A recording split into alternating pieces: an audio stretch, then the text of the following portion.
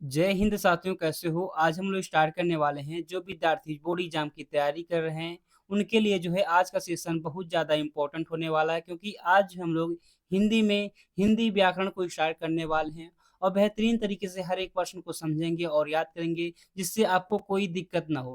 बाकी सभी प्रश्न जो है महत्वपूर्ण प्रश्न है, इनको आप लोग देख लेंगे जिससे आपको दिक्कत ना हो। बाकी हमारी डेली क्लास जो है 8:30 पर चलती है, तो आप लोग 8:30 पर ज्वाइन करके अपनी तैयारी बहुत ही बेहतरीन तरीके से कर सकते हैं। बाकी इसका जो है पार्ट नंबर 2 है। इससे पहले जो है पार्ट 1 कंप्लीट हो चुका है। अगर आप लोग उसको नहीं देखे हैं, तो उसको आप लोग देख लेंगे, जिससे आपको कोई दिक्कत ना हो। बाकी चलिए जो हम लोग स्टार्ट करते हैं क्वेश्चन नंबर 1 से। अगर आपको आंसर आएगा तो आप लोग हर एक प्रश्न का आंसर कमेंट बॉक्स में बताते रहेंगे। तो यहाँ पर देखिए क्वेश्चन नंबर जो है 1 आपके सामने आ चुका है। इस प्रश्न को देखिए जो लिखता है, इसमें जो है कौन-सा रस है? यानी कि इस पंक्ति में जो लिखा गया ये पंक्ति है, इसमें पूछा गया कौन-सा रस है? तो आपसे रस से प्रश्न एक प्रश्न आएगा, तो उसको आप लोग याद कर लेंगे। तो यहाँ पर आप लोग देखिए श्रृंगार रस है। अगर आप लोग इस पंक्ति को पढ़ेंगे तो यहाँ पर देखिए हँसी की बात हो रही है ना, हँसी-हँसी ना, तो यहाँ पर क्या हो जाएगा, हमारा हास्य रस हो जाएगा बिल्कुल। ऐसे आप लोग ह पंक्ति को पढ़ेंगे तो आपको समझ में आएगा कि कौन-सा रस यहाँ पर उत्पन्न हो रहा है। ऐसे करोड़ रस में शोक उत्पन्न होगा ना, ऐसे आप लोग याद कर लेंगे। यानी कि यहाँ पर जो आंसर है सी हो जाएगा बिल्कुल सही आंसर।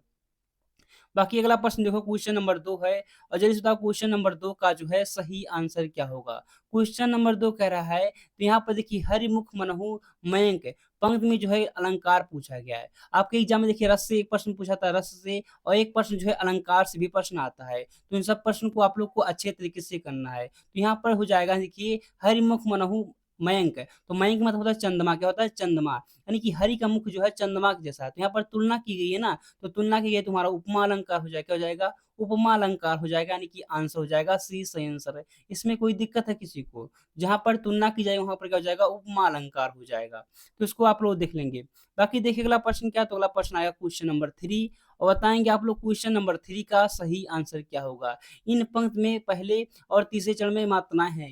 यानी कि कहा गया पहले और तीसरे चरण में जो है मात्रा कितनी कितनी है, यही आपको बताना है। तो आप लोग गिन भी सकते हैं। अगर गिनना नहीं आता तो आप बताएँगे यहाँ पर जो है क्या हो जाएगा। तो यहाँ पर अगर आप लोग देखेंगे गिनना आता होगा तो अच्छी बात है। यहाँ पर जो है 11-11 मात्राएँ हैं पहले और तीसरे चरण में। तो इसको आप लोग देख लेंगे, यानी कि यहाँ पर जो आंसर हो जाएगा आपका, क्या हो जाएगा? आंसर हो जाएगा आपका ए सही आंसर। तो इसको आप लोग देख लेंगे, जिससे आपको कोई दिक्कत ना हो।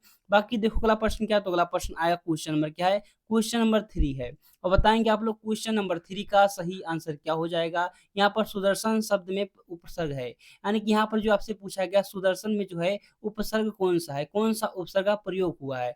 तो आप लोग यहाँ पर देखेंगे, सबसे पहले देखिए उपसर्ग होता क्या है? तो उपसर्ग जो होते हैं मूल शब्द के पहले आते हैं, कि मूल शब्द जो है उससे पहले जो लगते हैं उसे उपसर्ग कहते हैं। और प्रत्यय क्या होते हैं? प्रत्यय जो है मूल शब्द के क्या होते हैं? मूल शब्द के जो है बाद में लगते हैं। मूल शब्द के जो है बाद में लगेंगे उसे प्रत्यय कहेंगे, और जो पहले लगेंगे उसे हम लोग उपसर्ग कहेंगे। तो यहाँ पर निर तो नहीं लगेगा। सु बिल्कुल हो जाएगा, बिल्कुल सही आंसर क्या हो जाएगा? सु, यानी कि आंसर हो जाएगा का आपका बी बिल्कुल सही आंसर।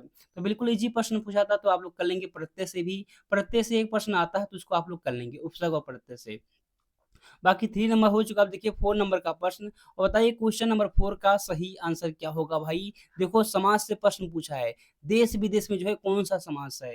तो देश विदेश में जो है तत्पुरुष है, बिल्कुल नहीं है। द्विगु है, ये भी नहीं है हमारा। बहुब्रीहि भी नहीं है हमारा। हो जाएगा आंसर हो जाएगा द्वंद्व समास है। क्या है? द्वंद्व समास हो जाएगा बिल्कुल आपका सही आंसर, यानी कि आंसर डी हो जाएगा भाई, बिल्कुल सही आंसर है। अब देखिए अगर हम लोग इसका समास विग्रह करेंगे तो क्या होगा? देश और विदेश होगा। क्या होगा?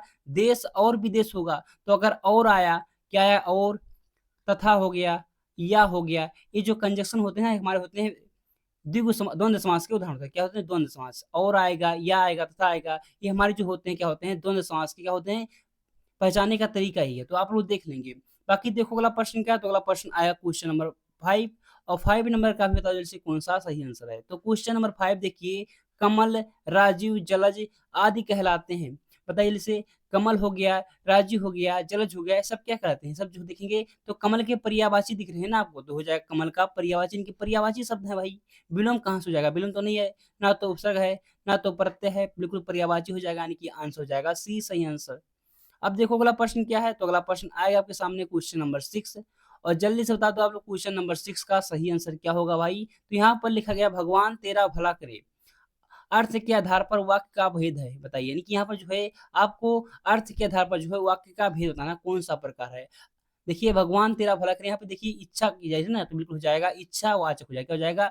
इच्छावाचक हो जाएगा, बिल्कुल सही आंसर यानी कि आंसर हो जाएगा बी, बिल्कुल सही आंसर है। आज्ञावाचक तो नहीं होगा ना, विस्मय भी नहीं होगा और विधानवाचक भी नहीं होगा। यानी कि इच्छावाचक जो है यहाँ पर बिल्कुल सही आंसर है। अब अगला प्रश्न देखिए, बताइए जैसे क्वेश्चन नंबर अगला का जो है क्वेश्चन नंबर 7 है, इसका आंसर बताएँ क्या होगा? तो यहाँ पर लिखा गया है अब यह अब भी नहीं बैठ सकता। तो इस वाक्य में जो है वाच्य पूछा गया, भाववाच्य कौन-सा होगा? भाववाच्य का रूप क्या होगा? वह अब भी नहीं बैठ सकता। इसमें जो है आपको बताना है कौन-सा भाववाच्य कौन-सा बनेगा। तो यहाँ पे लिखा गया है वह बैठ नहीं सकता अब, ये तो बिल्कुल गलत है भाई। यहाँ पर देखिए उससे अभी बैठा नहीं जाता, ये भी गलत हो जाएगा। तो यहाँ पर लिखेंगे उससे अभी भी जो है बैठा नहीं जाता। बिल्कुल जो है जहाँ पर असमर्थता व्यक्त की जाती है, वो हमारे होते हैं भाववाच्य। क्या होते हैं? भाववाच्य होते हैं। यानी कि आंसर सी हो जाएगा बिल्कुल सही आंसर।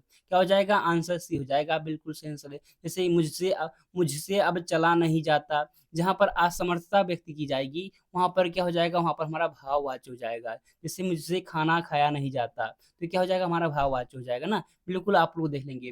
बाकी आपको मैंने कर्तावाच्य बता दिया, कृतवाच्य बता दिया, क्रमवाच्य बता दिया, इसको सबको आप लोग देख लेंगे ना, कोई दिक्कत नहीं होगी। बाकी देखिए 7 नंबर तो हो चुका ना, 8 नंबर का भी का प्रश्न आ चुका। क्वेश्चन नंबर 8 जो कह रहा है, परिश्रमी अंकित अपना काम स्वयं पूरा कर लेता है।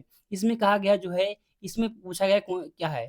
तो संख्यावाचक तो नहीं है, बिल्कुल भी संख्यावाचक विशेषण तो नहीं है, परिमाण की बात नहीं हो रही है, संबंध का भी बात नहीं हो रही है, गुणवाचक है। क्या हो जाएगा? गुणवाचक जो है क्या है? अंकित जो है कैसा है? अंकित जो है परिश्रमी है। तो परिश्रमी क्या है? परिश्रमी जो है विशेषता बता रही है ना, तो हो जाएगा हमारा विशेषण हो जाएगा। क्या हो जाएगा? विशेषण हो जाएगा, यानी कि गुणवाचक विशेषण हो जाएगा। बिल्कुल सही आंसर है, यानी कि आंसर डी हो जाएगा। बाकी देखो अगला प्रश्न क्या है, 9 नंबर का प्रश्न, और जल्दी से बता दो 9 नंबर क्या है? बताओ जल्दी से क्या हो जाएगा इसका सही आंसर? तो यहाँ पर जो आपसे कहा गया है तद पुल्लिंग का तृतीय विभक्ति क्या होगा? यानी कि इसका बहुवचन पूछा, तृतीय विभक्ति का बहुवचन पूछा गया कौन-सा होगा? तद का, तो क्या हो जाएगा? तद्य, ये हो जाएगा ना, यानी कि देखेंगे तो ऑप्शन हो जाएगा, क्या हो जाएगा? आंसर आपका हो जाएगा सी, सही आंसर हो जाएगा तद्धाव्यम। यानी कि देखेंगे तो उसको भी आप लोग जो है याद कर लेंगे, यानी कि आंसर हो जाएगा सी आपका सही आंसर। बाकी मैंने 10 प्रश्न कराया था कि 9 क्वेश्चन में कोई दिक्कत होगी है, कोई दिक्कत नहीं। बाकी 10 प्रश्न मैंने कराया है, 10 में से जो है आपका स्कोर कितना था, आप लोग कमेंट बॉक्स में अवश्य बताएँगे। बाकी आज की क्लास में इतना ही, मिलते हैं अगली क्लास में, तब तक के लिए जय हिंद, जय भारत।